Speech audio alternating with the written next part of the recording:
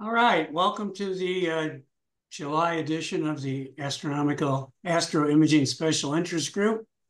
As usual, we're going to start with a brief beginner's corner. Do we have any new members that's just their first meeting who would like to introduce themselves? All right. So do we have anybody with beginner's questions?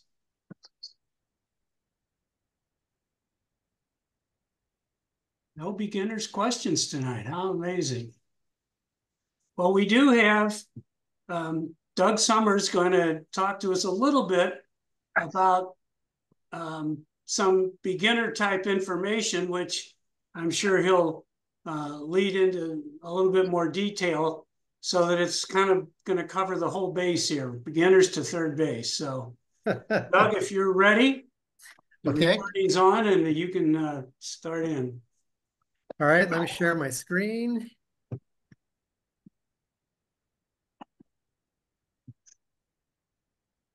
And let's see if I can get to my slide presentation. All right, can you guys see that? Yes. Great, okay.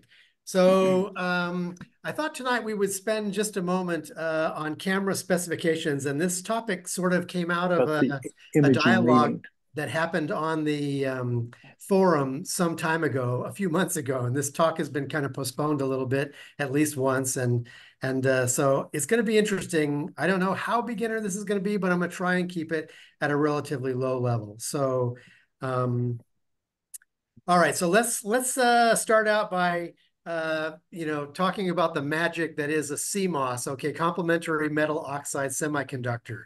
The magic of this thing is pretty spectacular when you think about it. We have photons coming down. They're going through a lens. They may or may not go through a Bayer filter. And then the magic is that photons are bumping off electrons, and those electrons are filling a photodiode. This is all analog here, and underneath it, we've got some digital circuitry to help us read that out. So we need a little bit of jargon, just a little bit to get through the rest of the slides. Let's start with quantum efficiency. That's easy enough. The percentage of photons converted to electrons, if you've got 100% conversion from photons to electrons, you've got 100% QE. And if it's 50% conversion, then you got 50% QE.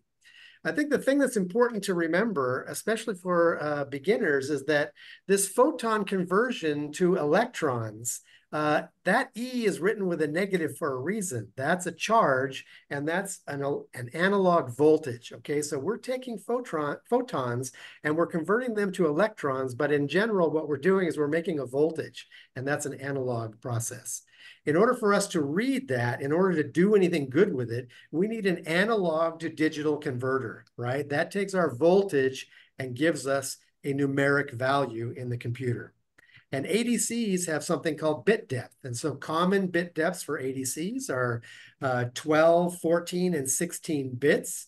And what that means, as an example, is that 12-bit ADC can give you 2 to the 12th or 4,096 discrete steps. So think of it this way.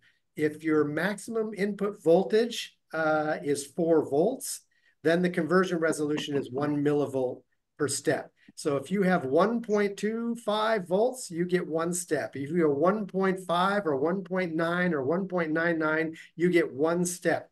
All of those analog voltages are produced the same 1 step. As soon as you cross over to 2, you get 2 steps, right?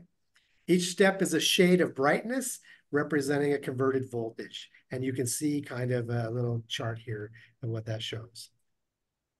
Okay, so gain is our user control knob in CMOS. Now that thing controls our circuit amplifier and all of the important parameters. So as you set the gain, you're setting the read noise, which is the uncertainty in the measurements that you're taking.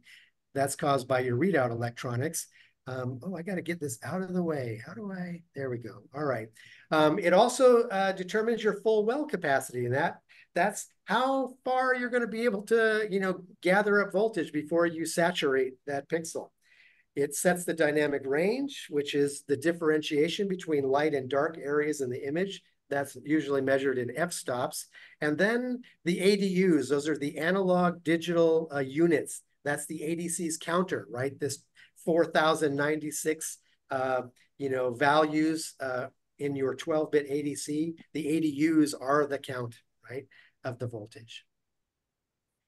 Okay, so now we can go ahead and we can start talking about the camera specs. And if you were to go out and look for a new camera, you might run into this chart first at the ASI website. And this is for the ASI 585 MC Pro.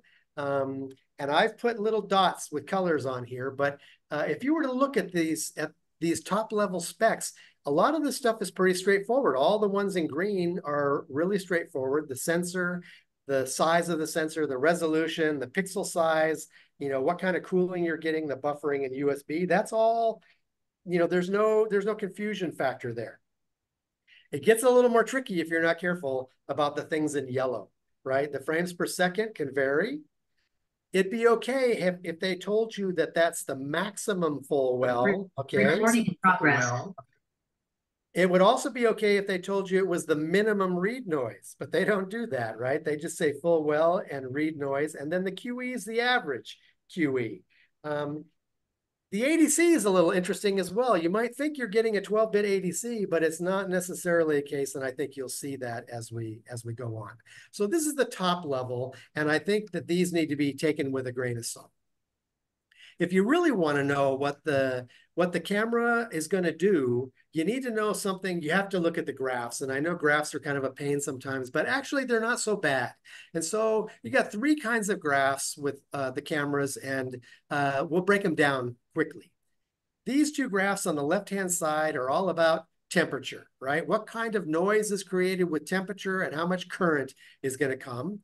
And then on the right-hand side, you have this thing that's all about gain. They're stacked for a reason. The gain is setting all of these parameters, and we'll get to some examples of these in just a moment. And then the third kind of graph you might have to deal with is this color quantum efficiency graph, which tells you for each wavelength, what's the efficiency of that wavelength, okay? And so let's just step through all of them real quickly and talk for a moment about them. And I think we can spend just a little bit of time on the thermal specs because this is not really a significant problem. But imagine you want to go out in the middle of summer. The starting of the night in Tucson is going to be 80 degrees or higher. And so you might be at 25C. You can just go over and calculate 0.25 times. And let's say you want to take 2-minute exposures. Well, those 2-minute exposures at 80 degrees are going to produce 30 electrons of noise. Okay, well, clearly that's a big number, and you don't want to do that. And so this chart tells you that if you drive the temperature down, let's say we go down to 0, well, that's something closer to 0.005 electrons. Okay, and now you're talking about, for that same 120 seconds, you're talking about 0.6 electrons. That's reasonable, right? So you might ask, well, if that's good, why not drive all the way down to the bottom? And what this graph is telling you is that you're reaching diminishing returns. The more you try and drive lower, the higher the amperage goes. So imagine you're out in the field with a battery. Okay, do you really want to be driving an amp and a half at 12 volts to get marginal amounts, that extra 0.2, electron gain? Maybe not. So what I would say about this is that, cool, but be reasonable about your cooling. 0 to -15 is fine. And anytime you're trying to drive farther than that, it's probably not going to be great. Okay, so let's skip to the color chart for a moment and talk about that because we're going to save the gain for just a moment.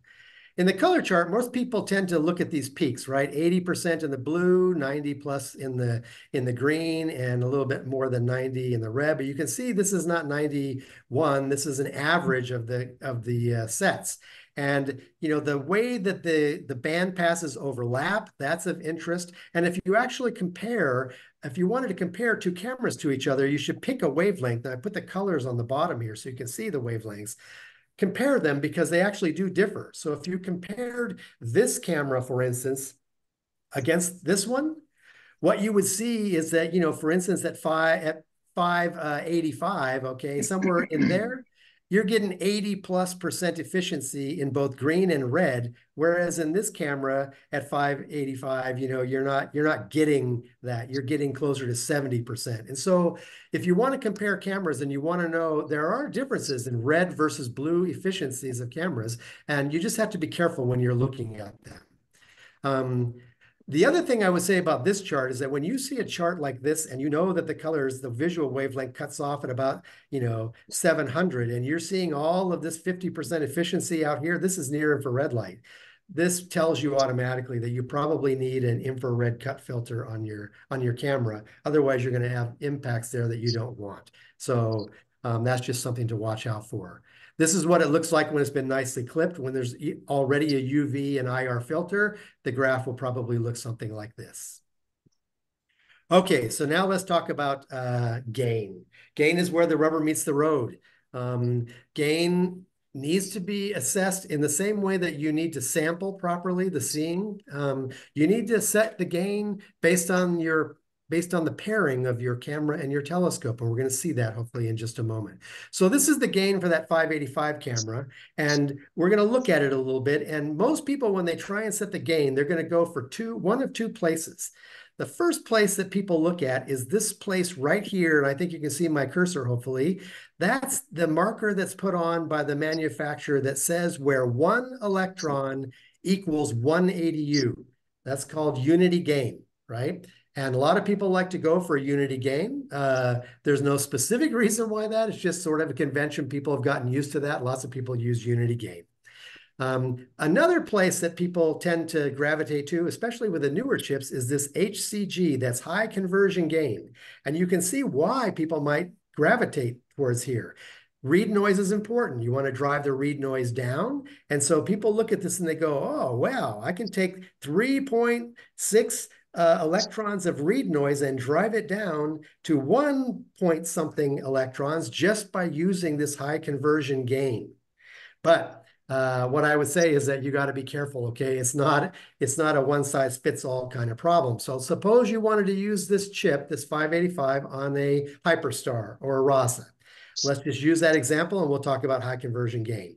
So at first blush, it looks pretty good, okay? We talked about going down in read noise, and we certainly have achieved something by going up in our dynamic range, okay? We've really accentuated our brightness versus our faint areas in the image.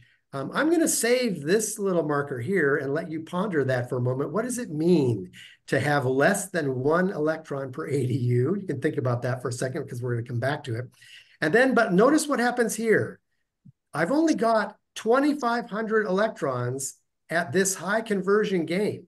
At 2,500 electrons, I'm going to have less than 90 seconds before the background saturates the Hyperstar. So this is not the place. This is not the right place to have in a Hyperstar, even though you have to give up something for it. I would say that, you want more full well capacity than what you've got here. And so you might be forced to go up.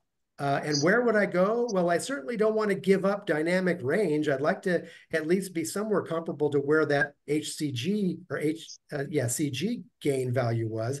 Maybe I might go over here to a gain somewhere closer to 100, okay, where I'm going to have to pick up, I'm going to get at least my same dynamic range, but I'm going to have to give up some noise here, okay? And then I get a full well that's up in the 10,000 category.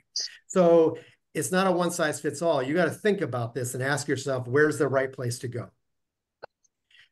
I've showed this chart before. This is a 183. I use this on my Rasa, and unity gain, okay, here it is. By the way, these graphs are just stacked horizontally instead of vertically, but they mean the same thing. I've got 100. This black line shows where unity gain is. That's at 120. And if you look, okay, I've said this before, that my Rasa, I'd like a little more dynamic range, and the full well is not very high. I've only got maybe 3,000 counts of 2,500, something like that counts at the 120 gain. And so, I choose to use a 50 gain. That's half unity, okay? It takes 2 electrons to make an ADU, but I'm getting a lot more full well, which means that I won't saturate that on the Rasa. Rasa is producing a lot of light quickly, and so I can afford to give that up to get a little more full well, all right? So now as the last example, I'm gonna take this camera, the 2600 MC Pro Duo, okay? And we're gonna look at that for a moment. Again, the thing that might jump out at people is, wow, look at this huge drop of read noise from 3 electrons plus down to, 1.6 or something like that at a gain of 100.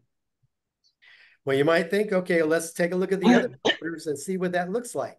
And here we go. We've got a nice little bump on dynamic range. Okay, we're getting, at least a stop better. That's okay. And our full well is not too bad. We're up at almost 20,000 counts for, for a pixel. That's pretty good. But look at this. Well, this is pretty weird. Look at all of these values here on the electrons per ADU. They're all fractional. So what does it mean to have, this is 0.25 electrons per ADU? Well, that's very strange because we know that electrons are not fractional, right? You're going to get, a photon's going to come in, it's going to get converted to 1 electron, and it's going to get counted as 4 ADU. That's what's happening here. If you count by 4 ADUs for every electron that comes in, what's really happening? Well, your ADC is not 16 bits. Your ADC is now 14 bits, right? Because you've given up four values. You're counting by 4s, right? So that gives up 2 bits. If you try and change this a little bit to go with some other gain, right, and back that down a little bit, you could go to a place up here even higher where you might be giving up even more bits. So to say that this is a 16-bit ADC is technically correct, but it's not going to act like a 16-bit ADC depending upon what gain you give it. And so again, this is just something that you got to factor. What telescope did you pair it with? How fast is that telescope? How many photons are coming in? And where do you want to set the gain so that you're not saturating? So this question of, how to set the gain may not be quite as easy as, as you first thought. Okay.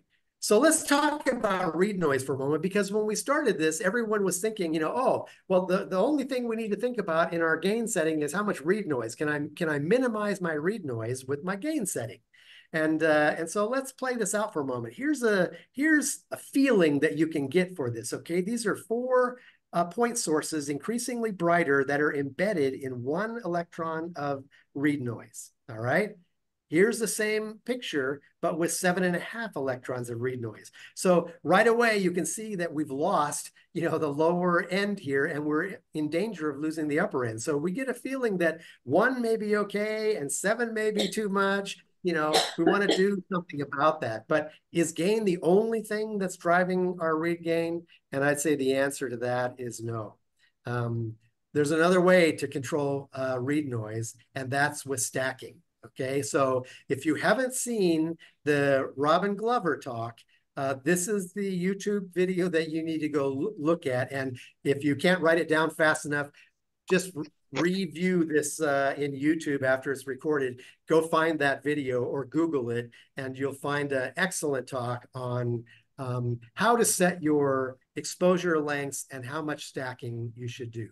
But quickly, if you take an exposure and then you take the same exposure again, you've increased your read noise by 40%, but you've doubled the signal. And so if you notice here, this is a square root function, right? 100 frames stacked will give you 10 times the noise, or the square root of 100, but you've increased the signal 100 times. So you've got a straight up proportional increase in signal, and your signal to noise ratio has gone up 10 times.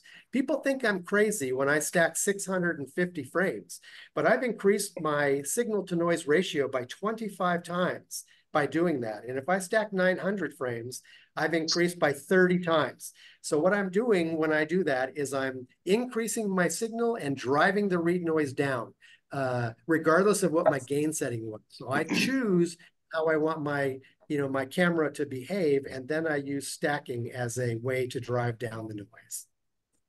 If you prefer to take a very few long exposures, you're cheating yourself, okay? And I think if you play the numbers out, you'll see that it'll bear out that in fact, there's a balance here between how much exposure time you should have and how many frames you should take. And so in my mind, you should be erring on maybe a little larger number of stacking. Okay, here's a good look at what stacking does for you. This top frame here is one exposure with probably, I can't remember the exact details, but I think it's about 5 electrons read noise here. And when you start stacking, this is 4 frames stacked, the same exact view of these guys, just slightly different measurements, but the same noise. And by the time you stack, you can look and see how this is driving down and how the signal is being uncovered. You're increasing the signal and you're decreasing the noise, and so Hello? you can see. Oh, not a whole lot. What are you up to? Okay, can I get you to Zoom to mute, please? No way. Okay, well, I'm going to continue on. I'm going to have to talk over who that is. Sorry. All right, so this is a more concrete example. This is an image I took. On the left is a raw frame. It's 45 seconds with a RASA. On the right is 645 frames. All of those frames looked exactly like this one. Subtly different in terms of the noise, where the noise is, but they all look like this. And by the time I'm done, there's no magic here. There's no, there's no no. BXT or anything else there. We're out of the apartment. But this is how it turned Oh, out. really? Yeah. Huh. Okay, so let's talk about sub-exposure duration. I think Hey, Greg, will you do me a favor and mute one that thing person, that you please? can do Yeah, I'll try. when it Thank becomes you. possible, it's not So, dangerous. all right, so let's talk about weather-wise, sub-exposure duration. is to go up there and see if you can inspect it. If you haven't seen this Because equation, it's a very common sorry, I'm having place a for real hard water time talking over to that guy. leak through. Typically, it's just the sealant that We'll is wait and see if we around can get the him skylight that is either flaking off. Thank you. Okay, so let's go with the sub-exposure duration. If you haven't seen this equation before, C times R squared over P, this comes out of the Glover talk, and it's a really good value. So if you look at this, C is kind of a complicated expression, but you don't need to calculate this like this. Here's a factor. This table will tell you how much extra noise you're willing to allow. And I would say use a factor between 3 and 5. In my imaging, I use a factor of 3.4, okay? And that gets the job done. R squared is is the noise level for the gain that you set on your camera. So wherever your gain is and what that noise level is, that's the R value, just square it. This P value is the light pollution value. And if you want to know where to get that, you can go to the lightpollutionmap.info. Just click on your favorite area, wherever your imaging site is, and then fill in that number that you clicked right here in the sky magnitude. Fill in the rest of the details for your camera and your telescope, and it will crank out the number right here. This is your light pollution value, E per pixels per second, okay? This tool, this calculator, is at tools.sharpcap.co.uk. So that will really give you a feeling for what kind of sub-exposure length you have. Okay, so I'm going to wrap this up, and I'll say the first thing is that take any top-level icon specs with a grain of salt. You really want to look at the graphs carefully, and when you're trying to set gain, sometimes neither the high conversion gain mode nor unity gain is the best match. And what I'll say is this is specific to your telescope and camera. It's going to be unique for your setup. Thermal noise matters, especially when you're talking about long duration subs, but you can keep the cooling moderate and that does the job. So, 0 to 15 is good. If you're looking at color graph differences, they're subtle. You might need to spend some time with the graph and look at particular wavelengths to see the differences there. But for sure, those graphs are going to tell you when you need a UV or IR filter. And finally, I'll say that if you want to try and drive towards peak performance, tune your gain to factor your telescope and your camera and the trade-offs that are involved between full well, electrons per ADU, the dynamic range, and the read noise. Add just enough subframe exposure and then stack, in my mind, stack aggressively.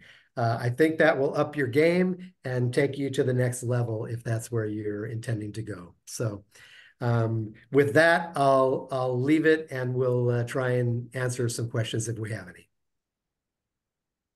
All right, thanks, Doug. Okay. Any questions? Yeah, I have a question about with lower gain, do you have to worry about quantization error at all? Well, I wouldn't call it an error, but yes, you're going to wind up with some of that. But again, there's no free lunch, right? You're always going to give up something for something else. And then the question is, what is of primary importance to you, right? If you're going to saturate, you might have to take some quantization error, along for the ride. But you don't always have great choices. I'd say in general, you try and balance the best of everything you can. Thanks.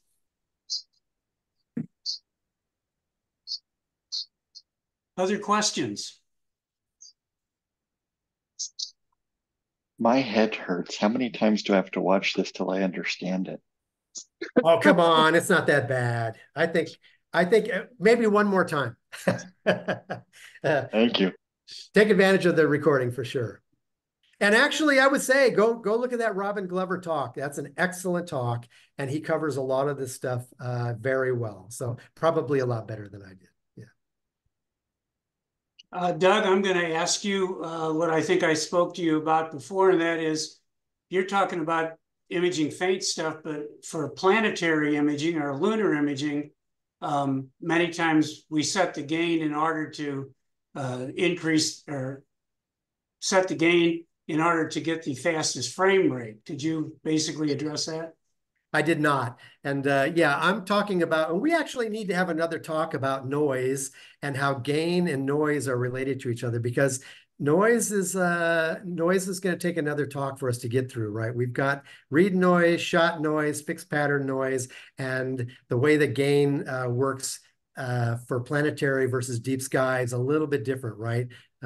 So I think this is another talk. We can't handle that all in 20 minutes. But needless to say, increasing the gain will allow you to get a faster frame rate. Yeah, okay. For sure. Yeah. Yeah. So for planetary imaging, if you're interested in a high frame rate, then gain is one of the things you can play with. That's right. And because you're imaging bright objects, you've got a lot of signal to start with. Yeah. Okay. For sure. All right. Other questions? Okay, hearing none. Let me change the view here. So the second part of our meeting this evening is to share the images that you've acquired as part of the Monsoon Challenge 2024. And I have the names of a few folks here.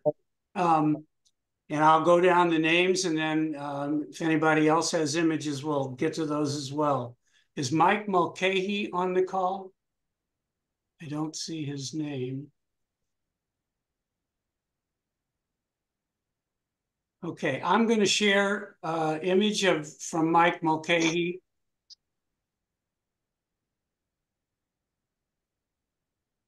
Everybody see that? Yes. Yes. This is a really nice image that he sent me about a month ago. He's got a couple of professional images in the corners, but the one in the center here is actually his image. And I think it's pretty amazing that he got such a detailed view of the jet associated with the black hole in M87.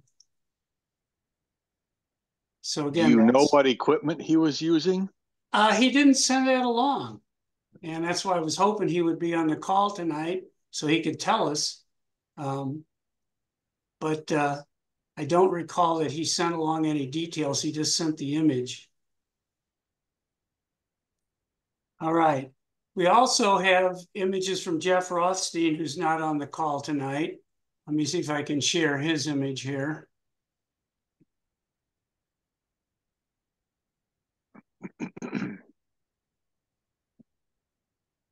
Oh, sorry.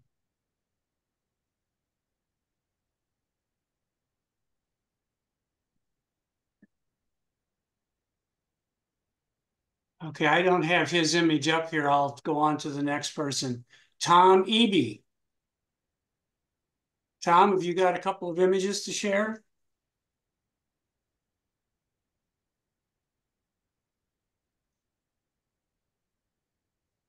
Are you with us, Tom? I see your name out there. Okay, Tom must have stepped out to get a beer. Gene Laurie. Yeah, Gene Laria.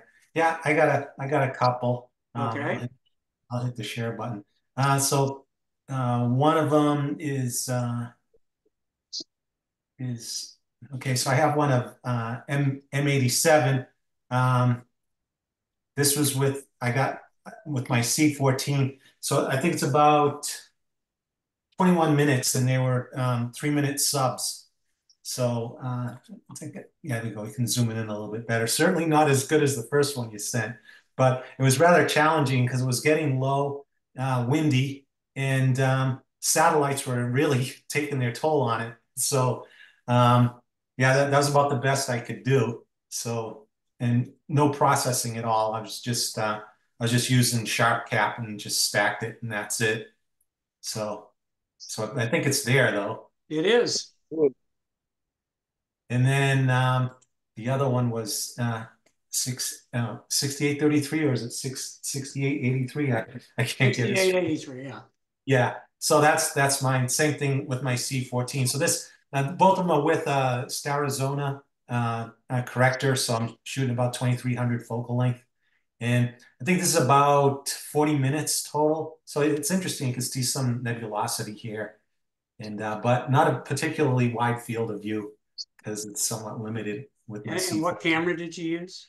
Oh, it's a QHY 168C, and just a color. It's just a one-shot color camera. And with the off-axis guider, I have a Celestron off-axis guider. So Great long focal length shot. yeah, yeah, it's a bit of a challenge. My mount's a Takahashi NJP, and it does okay as long as it's not too windy. So, but yeah, I mean, it works pretty well if the weather cooperates. All right, excellent. Tom Eby, are you back? Yeah, can you hear me? Yeah. I don't. I something weird happened to my microphone. Oh, I probably muted you. Yeah. I muted everybody. Can you see that? Not yet. Not yet. Okay. Um, share screen. Let's see. Can you see that? Yes. All right. Let me. And can you see that? Yep. Okay. Wow. I just wanted to get it full screen there. Wasn't sure it was going to work. This is M87, 3.5 hours. Excuse me, used an RC8. It's a Ritchie Christian scope at f8. So it's 1600 and some millimeters focal length. 2600 MC Pro, cooled down to about -3 centigrade. And I took that, I don't have the date here, but I took it in early June, I believe, late May, early June. So it still fell within the window of the Monsoon challenge, but the galaxy was up high enough to get a pretty decent set. And then I just Well, before you go on, tell us how you got the jet to show up on the crop there. well, the jet is it's from the same data set. It's just processed differently. So I use Okay. a little bit of HDR technique and curves, multiple curves, curving the curves. So Okay. there's just a lot of reducing the dynamic range, try to get it down to just the core. Excellent. Okay. And then let's see, this is the same. And I had been fooling with my SBIG ST10 XME, which is a CCD camera, old style, old fashioned, obsolete CCD camera. it's a 16-bit job. It's extremely sensitive if you know anything about the S-Big cameras. And again, this is about a 3-hour exposure. Uh, Cooling was about 2 degrees centigrade because I had forgotten to dry the desiccant in the camera, and when I got it to 0 or below, it would frost up. So I had to keep it above 0. And it does pretty well because you start picking up some detail in the NGC galaxies that are in the background there. And also, if you look really close, I'm not sure it shows up, but there's a lot of little fuzzy globular clusters, like a little swarm of bees all around the main part of the galaxy there. I don't know, there's several thousand globulars, I guess, orbiting M87. And then same processing techniques pretty much were used to pull out the jet over on the right side. This was NGC 6883. That's with the RASA 8, and so it's a wide field image, 3.5 hours, f2. It's a 2600 camera once again, taken 5th of July. So it captured the Crescent Nebula over at the left, and then 6883 is over this way somewhere. And then there's a lot of nebulosity in the region, and some blue reflection nebulosity, and some mixed stuff, which tends to be a little bluish red. So makes for a pretty wide field picture. There's some interesting dark nebula in there as well. Isn't that blue spot, is it WR 134 that everyone talks about when you search on that particular object? Yeah, that go back to it here. The wolf, whatever it is. Oops. Sorry. This one here? Yeah. Yeah, I believe, yeah, that's the one. Little wolf Ryan's. Yeah. Yeah, it's, you know, again, this is a wide field image, so it's not real distinct there, but yep, that's what it is. And then down in the corner, there's some interesting dark nebulosity. I had trouble in PixInsight doing an annotation on this. Some reason I couldn't plate solve it, no matter what I did. So I wanted to get an image that had all these different objects and nebula in here annotated, but couldn't do it. And then this is just a little closer view taken with the RC8, just a 78-minute exposure, centered on the star cluster itself, with some associated nebulosity in the background. There's an interesting dark nebula up here, another one over here. So a lot of pretty stars, pretty colors, makes for a pretty picture. So Great. That's it. Thank All you. right. Thank you. Can I ask a quick question with that image? Sure. I sort of saw diffraction spikes in it, but an RC8, how are you getting that? What, I mean, is there just, you see, yeah. You saying the fraction? Oh, it's a Richard Creation. Okay. Yeah, it's an RC. It's got a spider up front. Yeah. Sorry about that. For some reason, I thought it was a RASA. So. Oh, yeah. The wide field one was a RASA. Yeah. Okay. Thanks. And let's see. Stop share. There we go. Okay. Let me see if I can share Jeff Rothstein's picture here. This is looking at his view on Astrobin. And that's what he sent. And I don't have the technical card up, but we'll have all these in the Desert Sky Bulletin. There'll be links to all the details.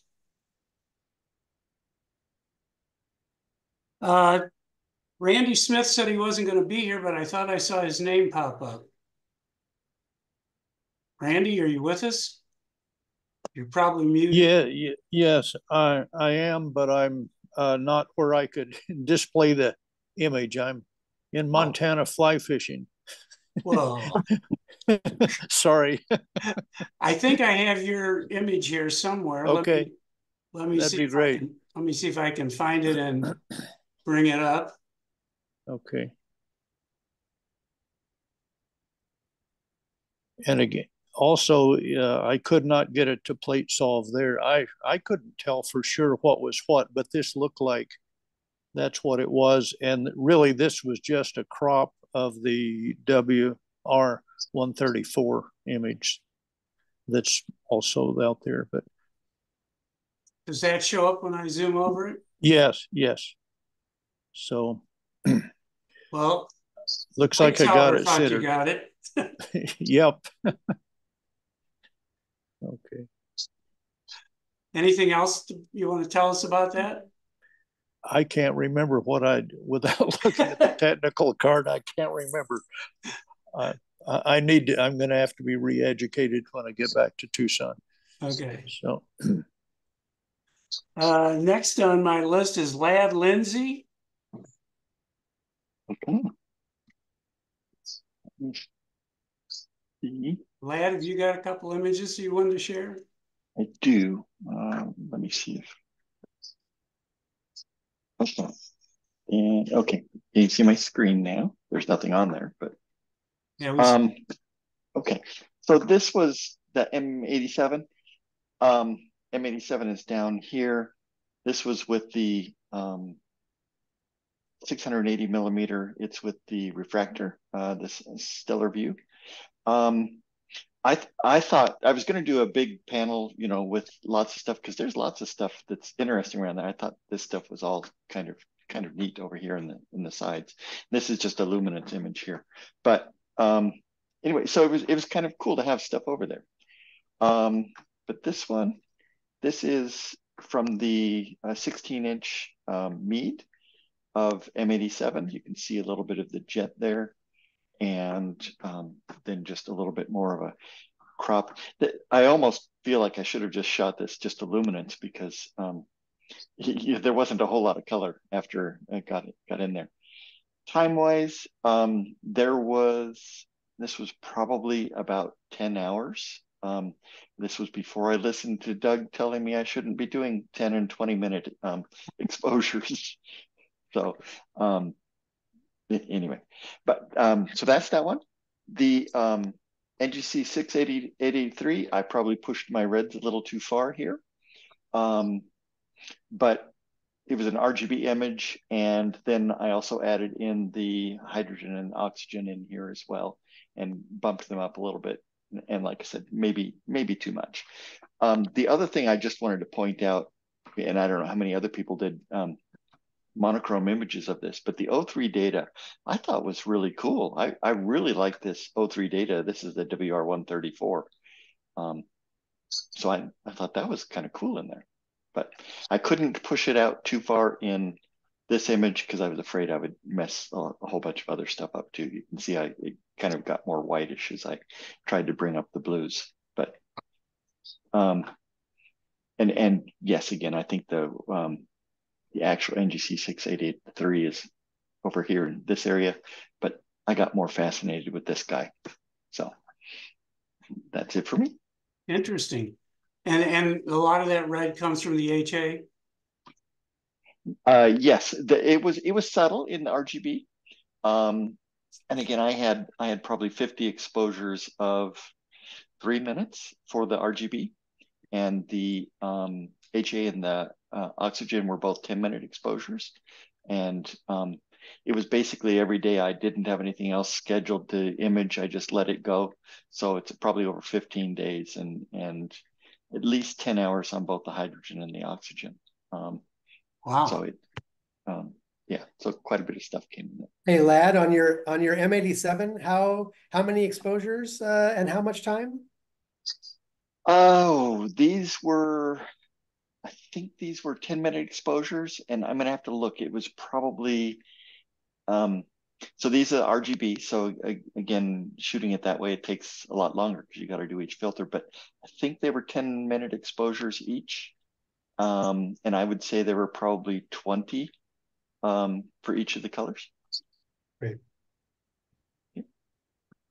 And what focal length was that? This one is 4,000 millimeter. Oh, So it's the straight f10 on the Meade 16. Yeah, versus f5.6, I think, on the refractor. okay.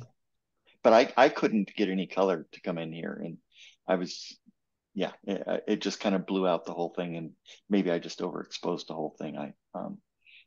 I would be getting that feeling now as trying to keep up with this stuff. Not much color in elliptical galaxies. Okay. Yeah. Well, and it was really hard to, I had to really suppress the whole galaxy in order to get this part coming through. So it was an interesting experiment. Right. Very good. Thank you. Glad to see people are still shooting at long focal lengths. Yeah. Okay, anybody else have images they'd like to share? I think I told you I wanted to. I told somebody that I had taken a couple of images. I think it might have been you with the. Okay, go ahead. And I do have a couple of images here, so I have one of each. Okay, do it. Okay, let's start with M87. You see it? Yep. Okay. All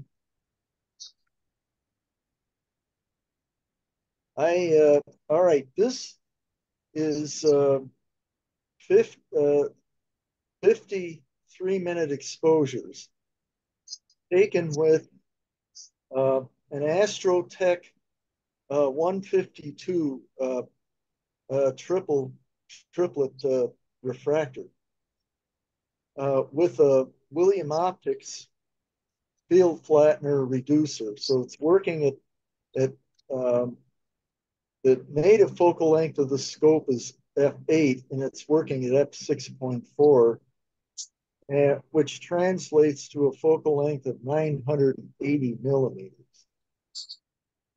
And these were taken with a 2600 MC Pro. Or actually, it's taken with a 2600 Dual. So, in other words, you don't need a guide scope. It has two chips, one for the main imaging and one for guiding. You're shooting and guiding through the same scope. And let me tell you, it eliminates a lot of frustration, a lot of variables. I recommend it. I wouldn't trade it for anything. But anyway, this was taken out at CAC at the beginning of June. And just one other gentleman there, I can't remember. I think it might have been Tom that pointed out all the globular clusters. And then that last shot they really showed, but well, in 10 hours you're going to capture them. But here, even here, you can see quite a few. You can see them littered all the way embedded in that halo of the galaxy. There's supposed to be 10,000 globular clusters in M87. The Milky Way has about 150. So 70 times as many. We can see, anyway, here's the jet does just barely come out if I blow it up quite a bit. You can see it. With what processing tools that I had available and have learned how to use, this is the best I could do to bring them out. I see some of these other guys really brought that thing out. But anyway, here it does show fairly. Can you all see it, by the way? Mm-hmm. Stretching out. It's shooting out in the 2 o'clock position from the nucleus here. And then these, the other galaxies around. Here is something. Here, this galaxy here, over on the corner here, looks like it's trying to be it's an elliptical trying to be a spiral here. You can see a little bit of that outer halo is kind of roughly shaped like this might be considered what they call a lenticular galaxy. It's kind of between a spiral and an elliptical. But anyway, I did go fairly deep. I also used a blur exterminator and some of the other tools, noise exterminator. And this is what I've been able to bring out. And the blur exterminator did a really good job of differentiating the stars. And the faint stars you can see are some of them because I actually got them quite small here, but it differentiates them well from the globular clusters in M87. So like that object there, that device there is in the Milky Way. These little smudges here are in M87. And I'm going to have to that these globular clusters are probably several times the size of Omega Centauri. You can even catch them if you can catch them 60 million light years away through a 6-inch telescope imaging. But anyway, that's what I got with my with 2.5 hours worth of integration time. Now Okay. the other. Do you have another picture? Yep. Let's see. Let's see. What do I do? Stop share here, and then I gotta. All right, I'll have to go back, and I'll hit this one. Hit share, and here's my. This is my NGC 6885. This kind of looks like. Actually, looks a little like a miniature of the constellations Sagittarius, the Gita, which is not too far from here in the sky. And this is it. And yes, I got, okay, now this is 50, 90-minute exposures. So a total of 75 minutes. I'm kind of surprised at how much I was able to pick up. Some of these other guys who exposed it much longer, I didn't figure it warranted a whole lot of being an open cluster, that it warranted a lot of exposure. So I didn't devote a whole lot of time. We were having a bad streak there with the weather at the time, and I had just enough time to get this in that one night out at CAC. And what camera did you use for this? The same equipment that I used for the other shot. The same telescope and the same camera. You picked up a lot of emission. Pardon? You picked up a lot of emission nebulosity. Yeah. By the way, for per what Doug was talking about earlier, I had this set at gain at 100, and that's given some of the best results. I know, even though everything, as he pointed out, is a compromise. Also, another thing, somebody else pointed these out too, these dark nebulas, and also what looks like a reflection nebula on the edge here. And then here's another one over here, which and of course there's always a surprise, and this is right in the middle of the Cygnus star cloud. But yeah, I was kind of thinking, I didn't realize there was all this nebulosity, which it might have warranted maybe going twice the length. But see, I can pull this. And by the way, I used the same similar techniques in the Pixon site.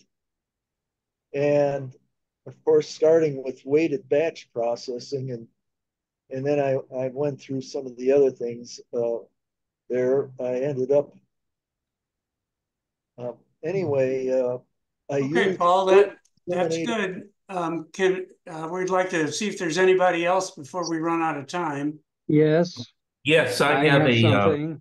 Oh, I do too. David Stern, Yes. go ahead. This will be quick. I only have one image. And I'll bring it up and I'll share it. You see that? Yes. Yeah, so I was only able to capture one object, NGC 6883, and I had 5,300 second exposures. This was taken with my C8 with the SCT and the ASCAR OAG. So it was about 1,450 millimeter focal length. And how many exposure or how many frames did you take of this? There were about 5,300 second exposures. Oh, 50 times 300. No, 5,300 second exposures. 50 Okay. times 5 minutes. Yeah. Okay. Yeah. All right. Just over 4 hours total. Yeah, 4 hours. I was only get one night, and then the weather turned bad, unfortunately. I would like to do this again, but I with a narrow band filter. But my NBC UHS is not good after F4, so I was shooting at about F7. But I would have liked to gotten the Wolf Riant nebulosity in the image. So I shot with my Antlia tri-band for this one. What was that you said? It's not good after, you mean slower than an F4? Well, the IDS NBC UHS filter, which is a narrowband filter for oxygen and hydrogen, is only good up to F4. It's made for high speed. But their newer version, the NBZ2 version, is good at all focal lengths. So next time, hopefully, I'll have that filter and I can shoot the same object Uh-huh. and get that bluish WR134 that everyone's shooting with this object. So whose filter did you use again? I just use the Antlia tri-band RGB filter. It's a Okay. band filter. Um, so that it has where it has several wavelengths, you can use it kind of, because I got one filter I've never used yet. And when you said it, well, I work at f6.4 for this scope, and I was thinking, because I got something similar. Hopefully, it'll eventually be usable. Okay, I think I saw Steve Cohen had his hand up. Steve, do you have an image you want to share? Can you hear me? Yes. Okay. All right. Let me share my image. 1 second here while I bring it up. Dave, you need to stop sharing. I gotta zoom. I'm gonna do that right now. See, I gotta start the sharing first. Damn. I got it. You can This share it is now. a new platform for me zooming, and I'm a little. I just stopped sharing so you can start. Okay. Yeah. Now, I mean, how do I do it? I've been seeing it before. Now I can't. Oh, there we go. Share. Then if I come over to this, okay, this is beginner time. So I took, I think it was 64 18-second images of You're Steve, not you're not sharing. we don't I see thought your I image. was. You have to double click on the image. Uh, you're not seeing this? I'm sorry. I clicked share. You also have to start sharing. There should be a button on the bottom right that says start sharing. And I think I've seen that button. Share. Oh yeah, share screen in my case. Now are you seeing my face now? So I'm sharing that. Now I have to switch to the screen I want to share. Are you seeing this? No. No. Ah.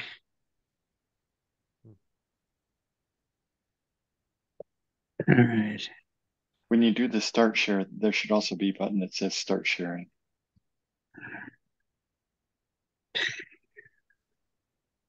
This is so annoying. Apparently you didn't run the test I sent out.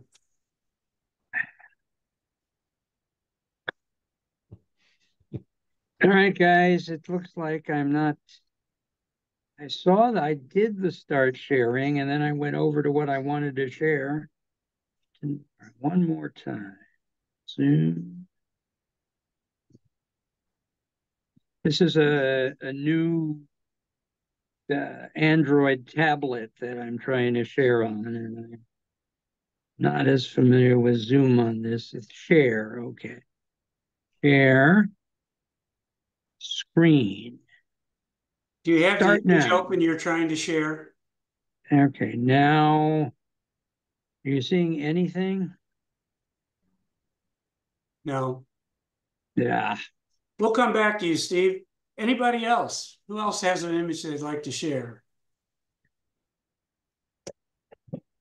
None. Okay. Well, I have one.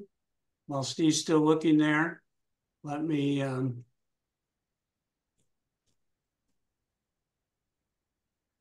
can you see that? Yes. Okay, this is my rendition of 6883, taken at about a 900 millimeter focal length. This is about 6 hours LRGB. And you can see, in addition to 6883, there's a few other things just to the west of that cluster, another bright cluster 6871, and then two smaller clusters, Bayou Rockin 1 and Bayou Rockin 2. So again, I thought I'd put up the annotated version, so those of you who have trouble figuring out where 6883 actually was, you did find it. At least it looked like it was in everyone's images, maybe not. This is with north up. Any others? Okay, well, thank you everyone for Hey, participating. Greg, Yeah, if I emailed it to you, you could share it and I could tell you what it is. yeah. I don't know. I don't I know. was just gonna ask everyone who's had images to share, you need to email me a copy of your image so we can put it in the Desert Sky Bulletin. Okay, let me All do right? that. Should be Okay. 10 megabits or less. Okay, I don't want 35 megabytes. These are just Okay, screenshots what of is your something. So 10 megabits or less, and send them to me email? before the 20th if you can. Okay. okay. All right. Some of you have already sent the images. If you've already sent your images, you don't need to send them again. But if you're not sure, go ahead and send them to me. You can do that offline. What is your email address again? It's in the every email that I've sent out to you. Okay. And what technical info do you want? Anything you want to include. If you post it on a website or AstroBin or Flickr, you can send a link to that, or you can just send me the detailed information that you've shared with us tonight, and I'll edit that and send it along to the bulletin editor. So again, if you want to have those images shared, be sure and send them to me by about the 20th. Our next meeting will be next month, August 19th is the third Monday of the month. And we'll have the beginners corner to start out with again. I want to thank Doug for his presentation tonight. And we'll have an announcement of what the topic will be for next month. All right. Thank you, everybody. Thank you. Thank you very much. All right.